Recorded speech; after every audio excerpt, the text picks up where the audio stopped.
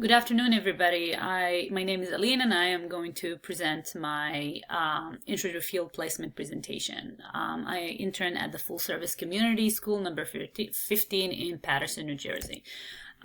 So the mission of the school, which I will be reading, and it's taken straight from the website.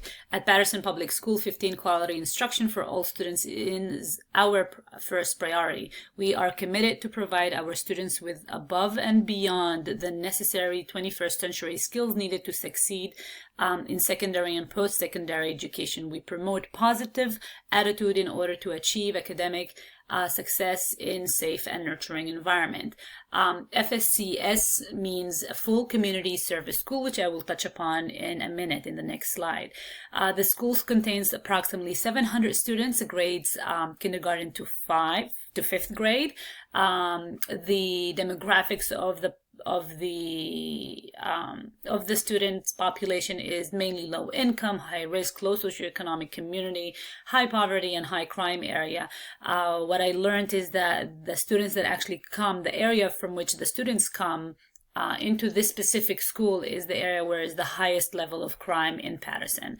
The students are mainly Latinos and African American.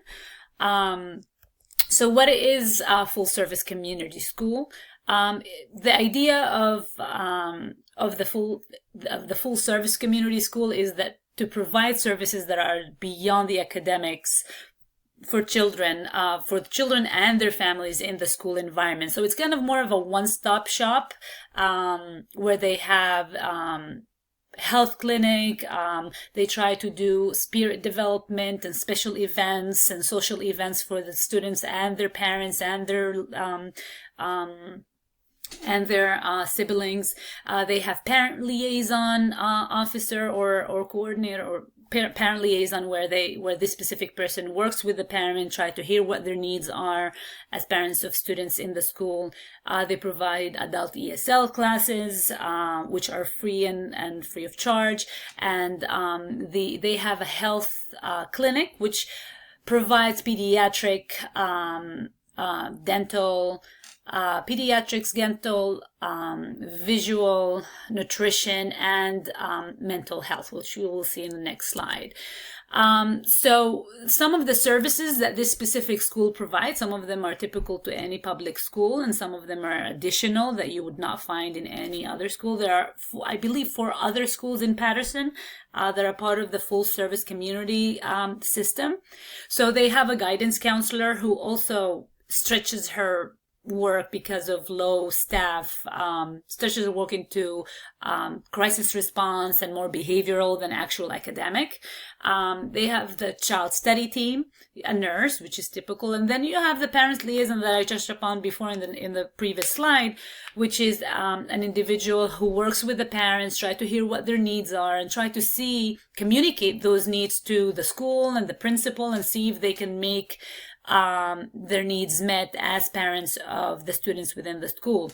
They have special events and spirit buildings such as Dad and I chess or Dad and Child chess tournament, and garden. They built a garden in the school.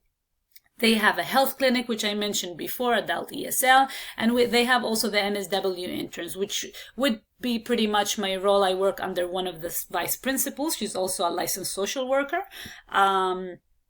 I work under her, and some of my responsibilities are pretty much one-on-one counseling, group therapy, workshop development, also spirit building within the school, whether to the teachers and the students, and supporting the vice principal's initiatives, whatever she does. So I get a little bit of a feel of the administrative component of a school system and the counseling component of the school system, which it has been quite equally balanced in my experiences so far.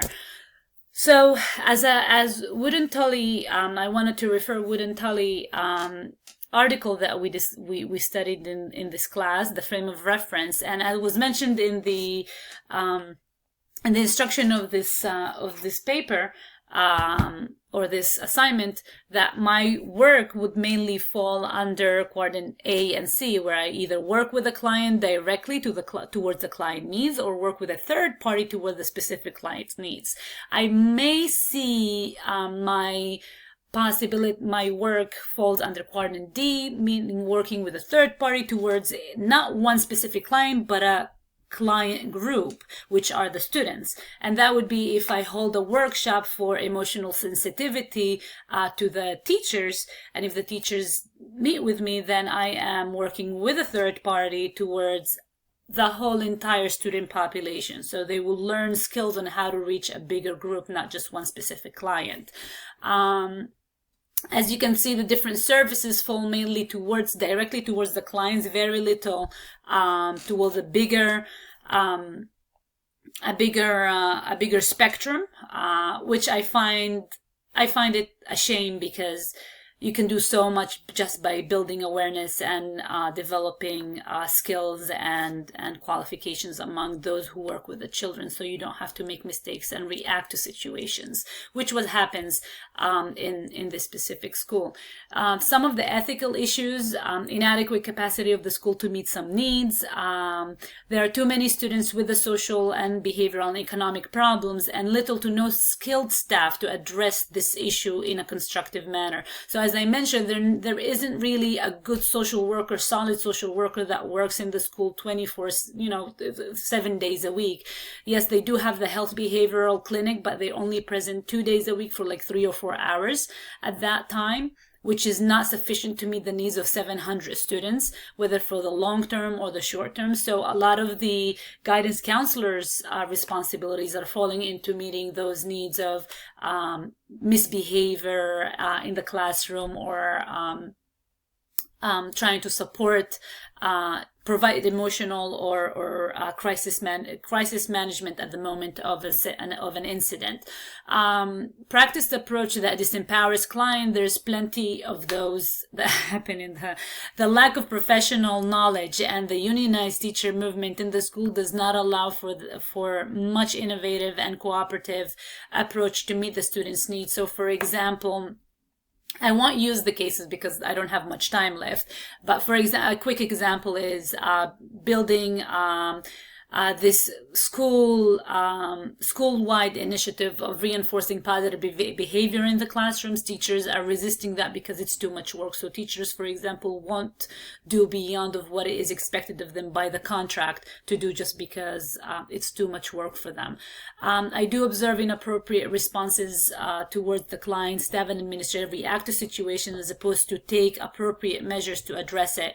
One of it is just I have one student, AJ. He's in kindergarten. He does not listen in the classroom. He runs around and screams and bites and spits. And instead of providing support for this specific teacher, so the behavior of that specific child is gradually and slowly being met and fixed, the teacher is struggling to manage the classroom with him being there, being destructive, and is unable to correct his behavior, because she has to choose at the end of the day whether choose one student versus 23 others. So one of the challenges so far for me is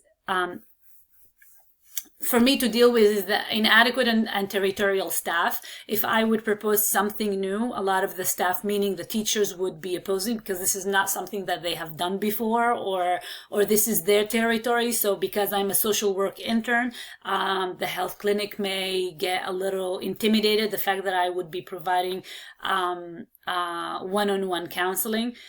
So we've been receiving some of that. Teachers are overwhelmed and limited with their skills and flexibility to address social issues in the classroom, which I touched upon in the slide before. Not enough time to research and expand my knowledge to better serve the clients. This is something I'm seeing, that because there's so many students and not enough people to meet their needs or fix their behavior or try to work with them over their behavior, I see that there's a lot of reaction as opposed to proactivity. I really want to do some research about certain individuals' cases, but I can't because I'm constantly supporting.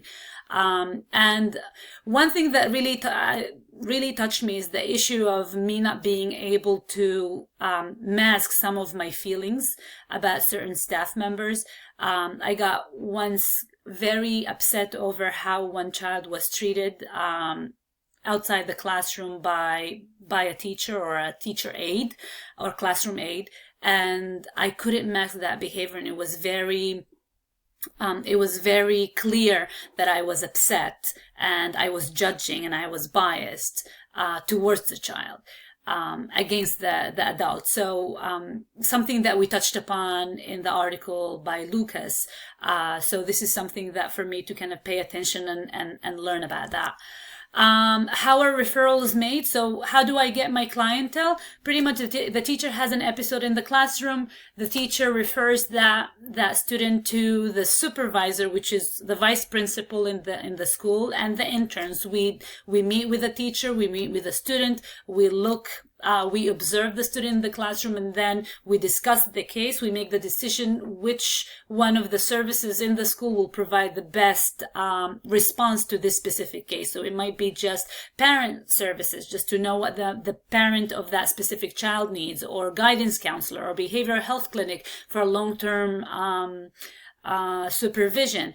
Maybe it's a case of the child study team that they need to evaluate for this child to be classified, or if it's us, a short-term support, so we can give the teacher and the student more skills to manage the crises. So it all depends, and that's how it goes. And this is my references. I try to make it 5 minutes, but it's not working. This is like my third time I'm recording this. Thank you very much, and I hope this is helpful.